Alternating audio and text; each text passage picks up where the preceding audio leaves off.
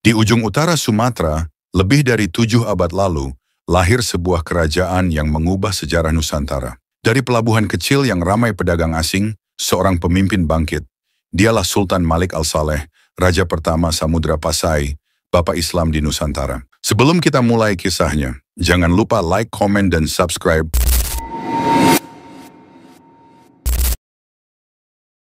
Pada suatu masa yang jauh sebelum kita mengenal Indonesia seperti sekarang, Aceh sudah menjadi tanah yang ramai oleh lalu lintas perdagangan dan pertemuan budaya. Letaknya yang strategis di ujung utara Pulau Sumatera membuat daerah ini selalu menjadi pintu gerbang bagi para pedagang dari Arab, Persia, India, Tiongkok, hingga negeri-negeri lain di Asia Tenggara. Di antara daerah-daerah yang dikenal kala itu, Lamuri adalah salah satu kerajaan tertua yang sering disebut dalam catatan-catatan kuno. Nama Lamuri bahkan tercatat dalam catatan pelaut Tiongkok maupun kisah perjalanan para penjelajah Arab. Disinilah, menurut beberapa kisah, awal mula perjalanan seorang bangsawan yang kelak menjadi tokoh besar bernama Malik Al-Saleh. Tentang asal-usul Malik Al-Saleh memang masih penuh misteri. Ada yang mengatakan bahwa beliau berasal dari garis bangsawan lokal di Lamuri, seorang pemimpin yang memiliki pengaruh kuat di kalangan masyarakat pesisir. Namun ada juga versi lain yang menyebutkan bahwa beliau memiliki darah keturunan Arab, datang bersama rombongan ulama dan pedagang dari Timur Tengah yang menyebarkan agama Islam ke kawasan Asia Tenggara. Perbedaan kisah ini justru memperlihatkan betapa pentingnya figur beliau, sampai-sampai asal-usulnya menjadi bahan perdebatan lintas generasi. Yang jelas, baik sebagai putra asli tanah Aceh maupun keturunan Arab, Malik Al-Saleh mampu menyatukan pengaruh lokal dan ajaran Islam, membangun sebuah kerajaan baru yang kelak dikenal dengan nama Samudra Pasai. Pada masa itu, pesisir Aceh dipenuhi oleh berbagai komunitas dagang. Kapal-kapal asing datang silih berganti membawa rempah-rempah, sutra, keramik, dan juga ide-ide baru. Dalam suasana inilah ajaran Islam mulai diperkenalkan. Islam tidak hanya hadir sebagai agama semata, tetapi juga membawa nilai-nilai perdagangan yang jujur, aturan hukum yang jelas, dan jaringan hubungan internasional yang luas. Malik Al-Saleh tampaknya menyadari bahwa dunia baru sedang terbuka di hadapannya. Beliau melihat peluang untuk mempersatukan masyarakat pesisir yang sebelumnya terpecah-pecah dalam berbagai kerajaan kecil, serta menjadikan Islam sebagai fondasi yang kokoh untuk sebuah kerajaan baru. Proses lahirnya Samudra Pasai tentu tidak terjadi dalam semalam. Bayangkan sebuah wilayah pesisir yang dipenuhi oleh komunitas-komunitas berbeda. Ada orang Melayu setempat, pedagang Gujarat dari India, pedagang Arab yang membawa ajaran Islam, bahkan orang-orang Tiongkok yang datang mencari hasil bumi. Semua hidup berdampingan, namun tanpa sebuah otoritas yang kuat, seringkali terjadi perselisihan. Malik Al-Saleh muncul sebagai sosok yang mampu menjadi penengah. Dengan kebijaksanaannya, ia mulai menggalang dukungan, menghubungkan kelompok-kelompok dagang, dan menyatukan para pemimpin lokal di bawah satu bendera. Langkah besar yang dilakukannya adalah memindahkan pusat kekuasaan ke sebuah wilayah baru yang strategis. Samudra, sebuah kawasan yang terletak di dekat Lok Seumawe sekarang. Dari sinilah kerajaan Samudra Pasai lahir, dengan mengangkat dirinya sebagai pemimpin dan memilih gelar sultan alih-alih sekadar raja. Malik Al-Saleh memberikan identitas baru bagi wilayah ini.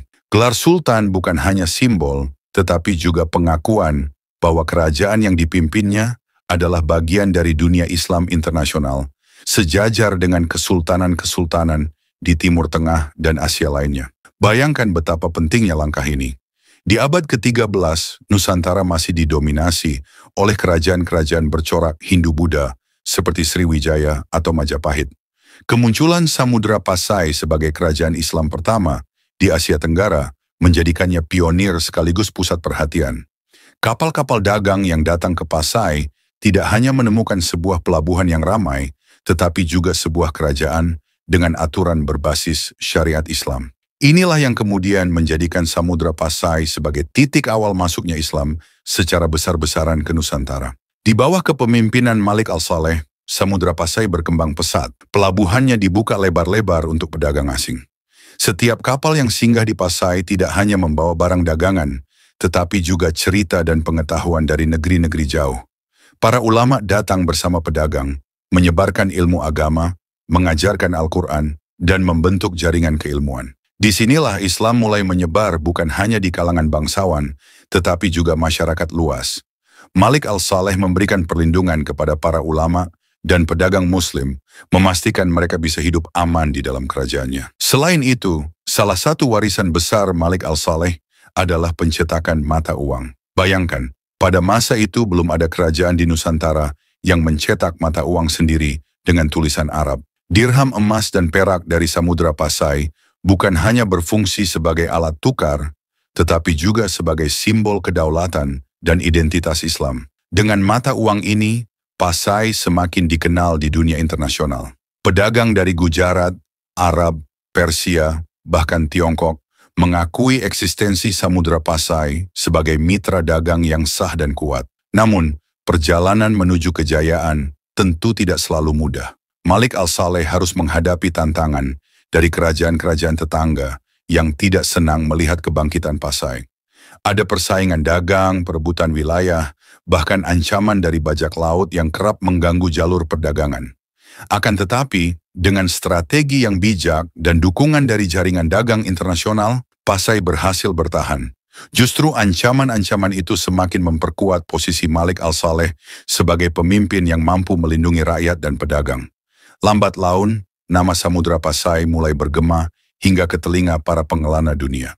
Marco Polo, penjelajah asal Venesia yang terkenal itu, sempat singgah di wilayah ini pada akhir abad ke-13. Ia menulis bahwa di wilayah utara Sumatera terdapat sebuah negeri muslim yang makmur dengan pelabuhan yang ramai dan masyarakat yang sudah memeluk agama Islam. Catatan seperti ini semakin menegaskan betapa pentingnya peran Malik al-Saleh dalam memperkenalkan Islam dan Nusantara ke mata dunia. Masyarakat Pasai sendiri mulai hidup dengan nilai-nilai Islam yang dibawa oleh sultan mereka. Hukum-hukum Islam diberlakukan bukan hanya dalam urusan ibadah, tetapi juga dalam perdagangan dan kehidupan sosial. Ini menciptakan rasa keadilan dan kepastian hukum yang jarang ditemukan pada masa itu. Pedagang merasa aman, rakyat percaya pada kepemimpinan, dan ulama dihormati. Semua itu membentuk sebuah ekosistem yang membuat Samudra Pasai semakin berkembang. Perlahan tapi pasti, kerajaan yang dibangun oleh Malik al-Saleh tidak hanya menjadi pusat perdagangan, tetapi juga pusat penyebaran Islam.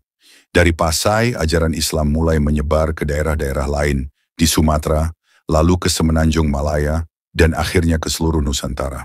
Apa yang dimulai oleh Malik al-Saleh menjadi fondasi yang sangat kokoh bagi perkembangan Islam di Asia Tenggara. Bayangkan betapa besar jasa seorang pemimpin ini. Dari sekadar bangsawan lokal, atau mungkin seorang pendatang dari Arab, ia berhasil membangun sebuah kerajaan yang mengubah arah sejarah kawasan. Seandainya Malik al-Saleh tidak ada, mungkin penyebaran Islam di Nusantara akan berjalan lebih lambat, atau bahkan berbeda sama sekali jalurnya. Tetapi kenyataannya dengan keberanian dan kebijaksanaannya, beliau telah membuka jalan bagi sebuah peradaban baru.